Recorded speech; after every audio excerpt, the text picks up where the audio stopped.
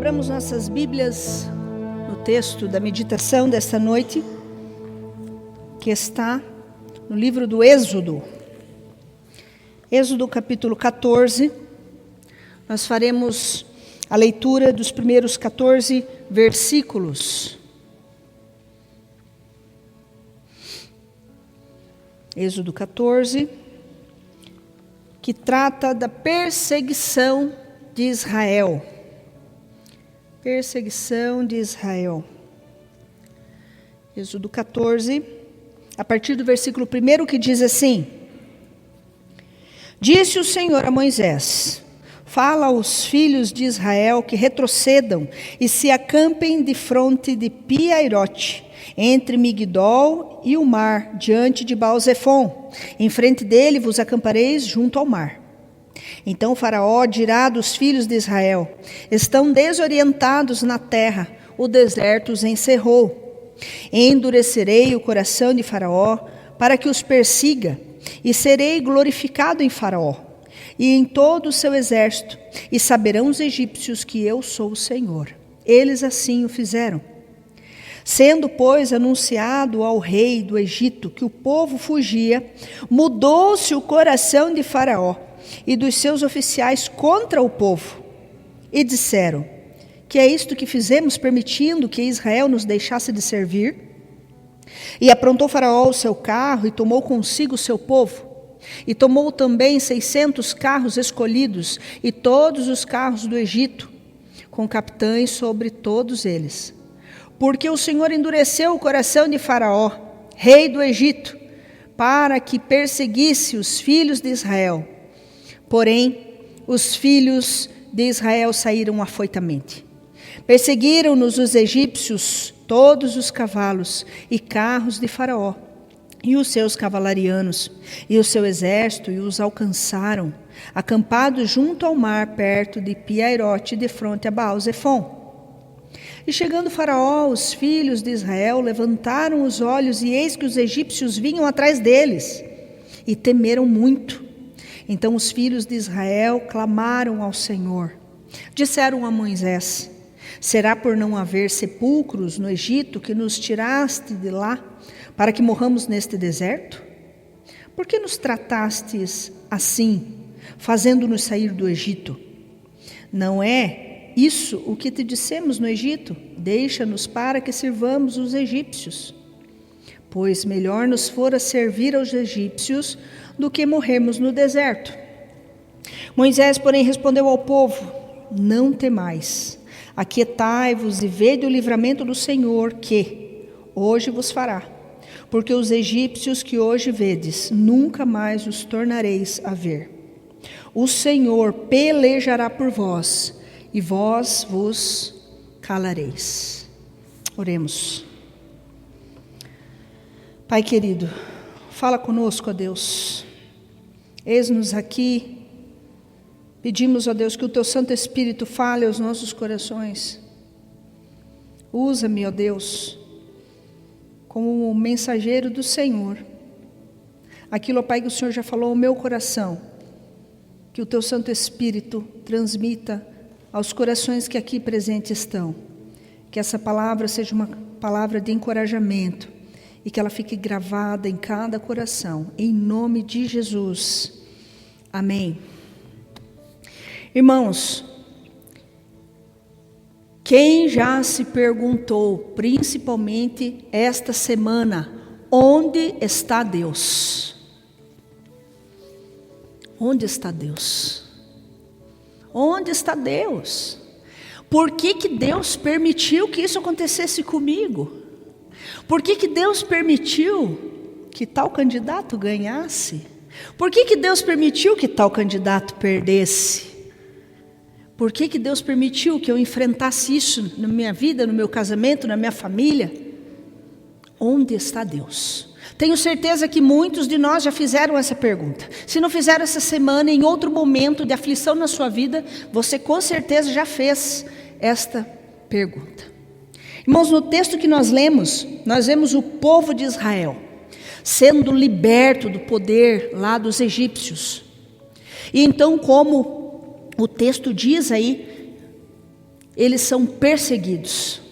Após a 10ª praga, que era a morte do primogênito, Faraó chama Arão e Moisés e diz: olha, pegue todo o seu povo e vá embora. Pegue suas ovelhas, pegue seu gado, pegue tudo que é de vocês e vão embora.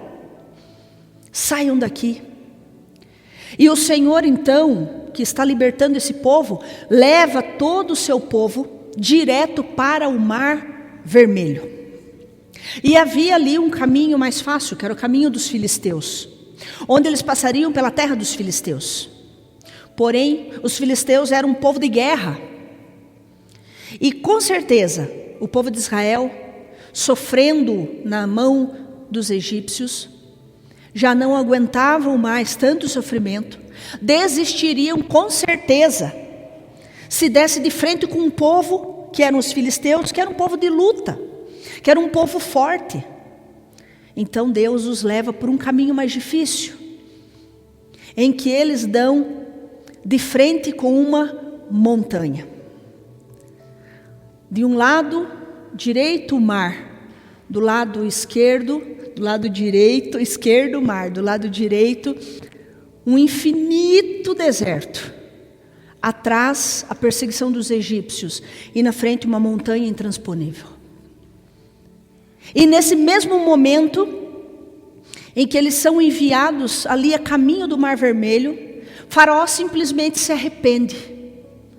Faraó se arrepende de ter deixado aquele povo livre. E então ele junta toda a sua força, como nós vemos aqui, do versículo 6 em diante, todos os seus soldados, 600 carros, e começa a perseguir aquele povo. Faraó já se esqueceu do sofrimento das 10 pragas.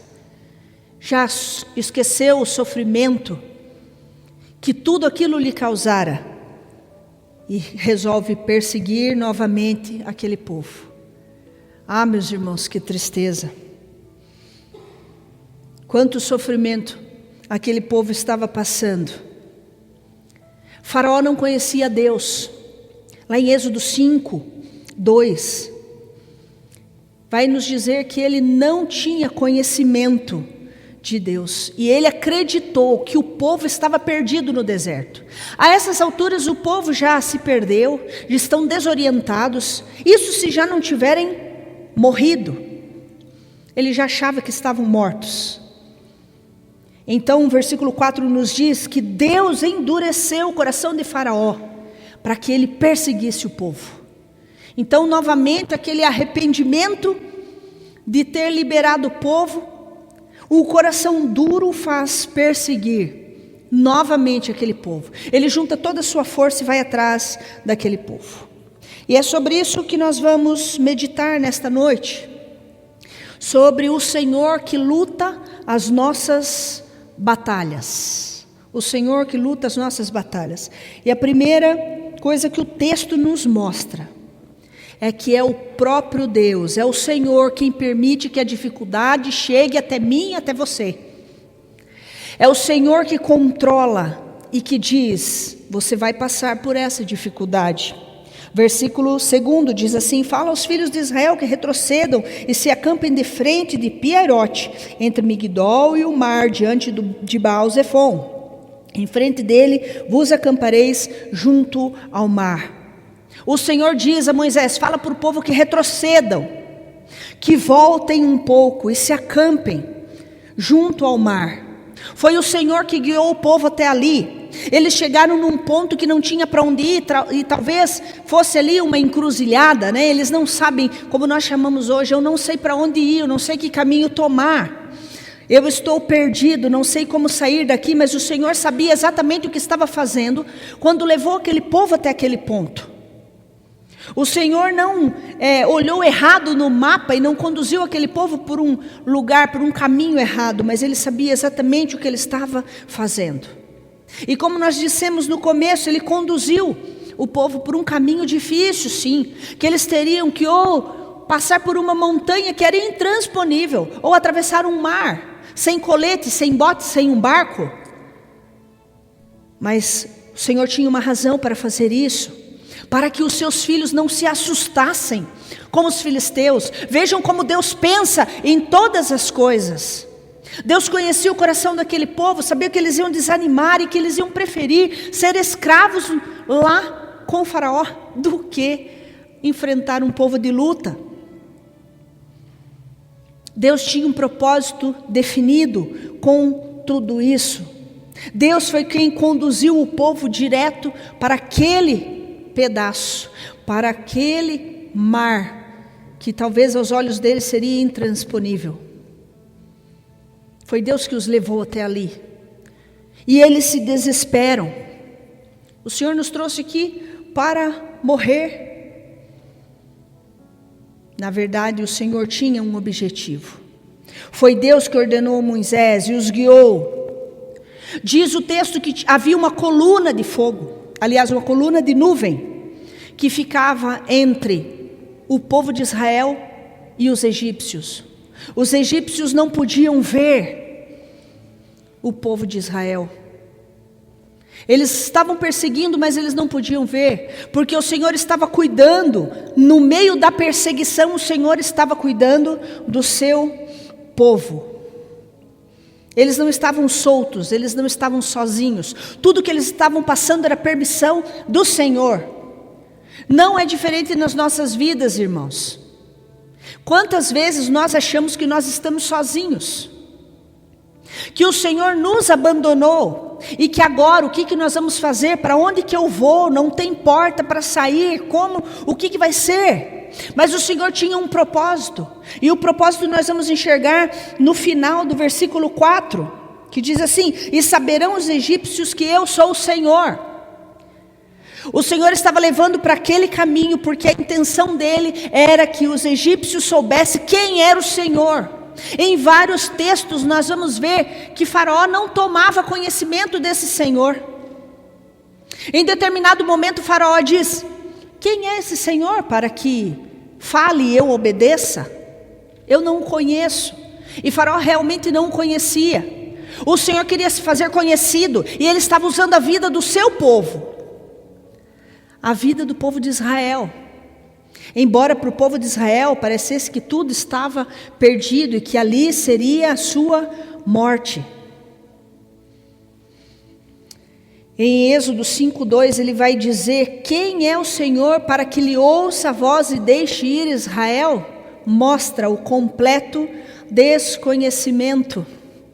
Ele não reconhecia Deus como Deus soberano. Através de tamanha dificuldade, Deus estava deixando claro para Faraó quem ele era: o Deus soberano, o Deus grande, o verdadeiro Deus, o único Deus. Através de dificuldades que o seu povo estava passando. Mas além de trazer a dificuldade até nós, por permissão do Senhor a dificuldade vem até nós, o Senhor também é quem controla o nosso opressor. Irmãos, às vezes nós achamos, e nós temos costume, de colocar a culpa toda em Satanás. Olha o que o diabo fez. Olha o que o Satanás fez. É Satanás, está tentando. Olha o que Satanás trouxe até a minha família. Meus irmãos, o poder de Satanás também é controlado pelo nosso Deus. E Deus controla o nosso opressor. Aquilo que está te trazendo problema, dor de cabeça, aquilo que está te tirando o sono, Deus tem o controle sobre ele também. Deus tem o controle sobre todas as pessoas, sejam eles tementes a Deus ou pecadores. Deus tem o controle sobre o nosso opressor. Versículo 4: endurecerei o coração de Faraó. Vejam, irmãos, que Faraó vê todo aquele estrago que as pragas fizeram ali no seu reino e resolve liberar todo mundo. Mas de repente ele muda de ideia. Como que ele mudou de ideia? Porque o Senhor mesmo, o Senhor, o Deus de Israel, irmãos. Israel era a nação amada, era a nação do Senhor. O Senhor conduzia Israel nas suas mãos. Era menina dos olhos do Senhor. E mesmo assim ele permitiu o coração de Faraó endurecesse. É o próprio Deus que endureceu o coração de Faraó para que ele voltasse a perseguir o povo de Israel. Deus expressamente afirma mais uma vez que iria endurecer o coração de Faraó. Ele já havia afirmado isso. Êxodo 4, 7, o 14 aqui, ele fala várias vezes: endurecerei o coração de Faraó, porque Deus controla o nosso opressor, Deus controla também o mal. Irmãos, o mundo não está pior do que está, porque Deus está segurando o mal em suas mãos. Porque se ele soltasse e deixasse que o mal fizesse o que quisesse, quando quisesse, como quisesse, nós já teríamos sucumbido à maldade do mundo. A maldade do mundo não é pior, porque Deus está controlando todas as coisas com a sua forte mão, com a sua mão poderosa. Foi necessário para o propósito de Deus que o coração de Faraó fosse endurecido. E então o Senhor mostra a Faraó quem é ele. E o Senhor mostra a Faraó que não tem o controle só do povo de Israel, mas também tem o controle da sua mente, do seu coração. O controle total, absoluto, tanto para o bem como para o mal. Antes da primeira praga, Deus deu a Faraó evidências suficientes de que ele era Deus e, portanto, tinha direito de exigir obediência. Faraó sabia que não estava lutando contra o povo de Israel. Faraó sabia que estava lutando contra o próprio Deus. Ele sabia, embora ele não obedecesse, ele sabia que essa luta não era contra um povo frágil, cansado de sofrer, um povo que estava enfraquecido pela escravidão que vivia. A princípio, Faraó endureceu o seu próprio coração. Sabe por quê, irmãos? Não podemos tirar a responsabilidade de Faraó. Está vendo? Foi Deus que endureceu. Foi Deus que fez isso com ele. Ele não era assim.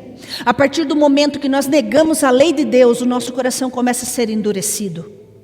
A partir do momento que nós negamos ao Senhor, o nosso coração começa a ser endurecido. É nossa responsabilidade. É a soberania de Deus e a responsabilidade do homem. Faraó não obedecia à lei do Senhor. Ele sabia do poder desse Senhor, porém ele não obedecia. Ele dizia não o conhecer, mas ele tinha conhecimento suficiente para crer naquele Deus, e ele não quis crer, e o seu coração começou a ser endurecido aí. Um terceiro e último ponto que o texto nos mostra, nos deixa claro, é que além do Senhor controlar aquilo que vem sobre nós, permitir que a dificuldade chegue até nós, o Senhor controla o nosso opressor, e o Senhor também é quem luta por nós. Preste bem atenção, irmãos, o Senhor é quem luta por nós. Versículo 14, o Senhor pelejará por vós, e vós vos calareis. Irmãos, olhem para o texto, a partir do versículo 10, 11, 12 e 13, o povo está desesperado, o povo está revoltado, o povo está chocado porque o seu Deus está permitindo tamanha dor. E então o povo começa a questionar: nos trouxeram até o deserto para que morrêssemos aqui, melhor era viver como escravos, mas lá nós tínhamos comida, nós tínhamos as cebolas, os alhos, as panelas de carne. É isso que o texto nos mostra. Porque lá sofriam, mas era bom. Aqui nós vamos morrer. O povo estava revoltado. E será, irmãos, que o povo tinha motivos para estar revoltado? Eu tenho certeza que eu e você também estaríamos. Nós perguntaríamos: Senhor, por quê? Nós somos o teu povo, por que o Senhor permite que isso aconteça? Irmãos, vamos falar a verdade. Você pensou ou não pensou isso essa semana? Senhor, nós somos o seu povo, o Senhor vai fazer isso mesmo conosco? Tenho certeza que você pensou. Senhor, mas nós oramos, e o Senhor vai permitir que isso aconteça conosco? Aquele povo também estava perguntando ali: mas por quê? Nós precisamos nos colocar no lugar daquele povo. Aquela tamanha dificuldade. Nós temos um mar de um lado, uma montanha, um deserto, onde você dá 2 passos e você já está perdido. E atrás de você, você tem a perseguição de pessoas que querem te matar. Então o povo, apesar de tantas coisas que o Senhor já havia feito por eles, o povo se encontra no momento de incredulidade. Isso acontece conosco também, irmãos. Em certos momentos nós achamos, mas Deus, como pode? Por que que o Senhor deixou isso acontecer? Então Deus faz vir um vento oriental que fez abrir o Mar Vermelho. Esse vento abre o Mar Vermelho e o povo passa a pés secos, sem uma gota de água. Eles atravessam de uma ponta à outra com os pés secos. Deus fez vir um forte vento oriental, abriu o mar, e o mesmo Deus que abriu o mar também fez o mar fechar. No momento que os egípcios atravessavam, as rodas dos seus carros simplesmente caíram. Então eles padecem ali, afogados. Eles tentam escapar, mas eles não conseguem. Irmãos, quem lutou essa luta pelo povo de Israel? Foi o próprio Deus. Foi Deus que lutou essa batalha por eles, porque o povo de Israel não teria condições de vencer esse inimigo sozinho. Os egípcios ficaram certos de que Jeová era o único e verdadeiro Deus que estava no controle, que estava cuidando do seu povo. E claro, irmãos, o povo de Israel tiveram a certeza que Jeová, contrário da atitude anterior, eles tiveram a certeza de que Deus era soberano sobre aquela situação também, sobre aquela luta. Eles tiveram a certeza que o seu Deus estava cuidando, e então o povo de Israel temeu e confiou no Senhor.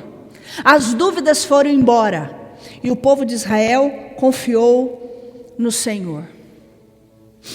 Meus irmãos, em nossas vidas nós passamos por nossas guerras pessoais. Nós nos debatemos de um lado para o outro procurando uma solução. Nós tentamos com a nossa força. Nós procuramos a solução, mas nós jamais teremos a solução para os nossos problemas, porque a solução não está nas nossas mãos, mas está nas mãos do Senhor. Quando nós iniciamos, eu disse: onde está Deus? Sabe onde Deus está? Nesse momento do povo de Israel, está na provisão. O povo de Israel caminha por tantos anos naquele deserto, e a palavra de Deus diz que a sua roupa não se gastou, as sandálias não gastaram. Eles tiveram um alimento que vinha diariamente para eles. Deus estava na provisão, mas Deus estava também no cuidado. Deus cuidou do seu povo, os livrou dos egípcios. Deus estava constantemente numa coluna de nuvem, protegendo, fazendo sombra. De noite ele estava numa coluna de fogo, para iluminar e guiar o povo e esquentar o povo, porque no deserto de noite é frio. O Senhor, onde o Senhor está, Deus está na provisão e no cuidado. Assim também é nas nossas vidas. Às vezes nós abrimos os nossos olhos e perguntamos: cadê Deus? Nós olhamos para a situação do nosso país e olhamos: cadê Deus? Por que Deus está permitindo tudo isso? Por que Deus está permitindo essa bagunça? Por que Deus não fez o contrário? Onde está Deus? Deus está no mesmo lugar onde Ele sempre esteve, no seu trono de graça, controlando todas as coisas. E o nosso papel nesse controle é orar, é clamar ao Senhor, que faça sempre a vontade dEle, que é boa, perfeita e agradável. É aí que está o Senhor. O Senhor esteve na provisão do povo de Israel. O Senhor esteve no cuidado do povo de Israel. O Senhor está na provisão das nossas vidas. O Senhor está no cuidado das nossas vidas. O Senhor está na provisão do nosso país. E o Senhor está no cuidado do nosso país. Não importa se os nossos governantes temem ou não ao Senhor, o Senhor inclinará o seu coração para aquilo que Ele quer, para a sua boa, perfeita e agradável vontade. Meus irmãos, quantas batalhas Deus já venceu por você? Quantas batalhas?